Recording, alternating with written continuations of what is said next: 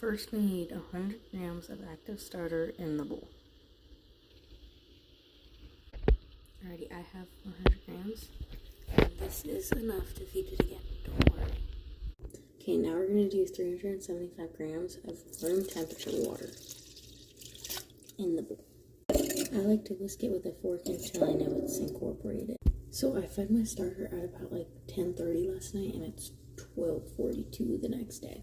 So I am wondering if this loaf is going to be a bit gummy because it might not have been so active, but that's okay. So I have 400 grams of King Arthur bread flour, and then I have 50 grams of vital wheat gluten and 50 grams of wheat germ, and I'm going to mix those together and then add them to the bowl slowly.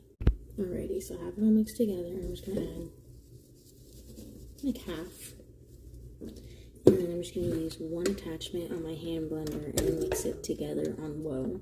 If you have a KitchenAid, just use the dough attachment. And then you're just going to add the rest and repeat it until all the flour is mixed in. So mine's almost fully incorporated, so now I'm just going to go in with one clean hand and just being very careful that everything's mixed in, but I'm not over mixing so I don't overproof. Also note that sourdough is very sticky, and so it might help if you get your hand a little bit wet, which you can see I did not do. Now that your dough is mixed, we're going to cover it and let it rest for 15 to 20 minutes.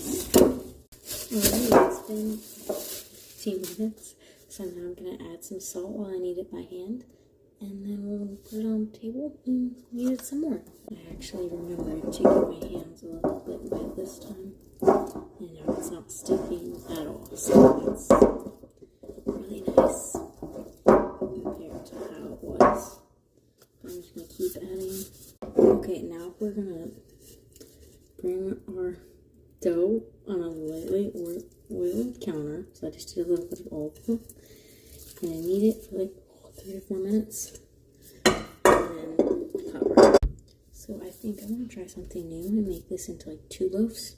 So I put some wax paper on my kitchen scale, and I'm going to cut it in half and try and measure out an equal size. Now place into a lightly oiled bowl, cover and fry it for about 4 hours, and I'm going to do about 1 or 2 rounds of search and folds during this time.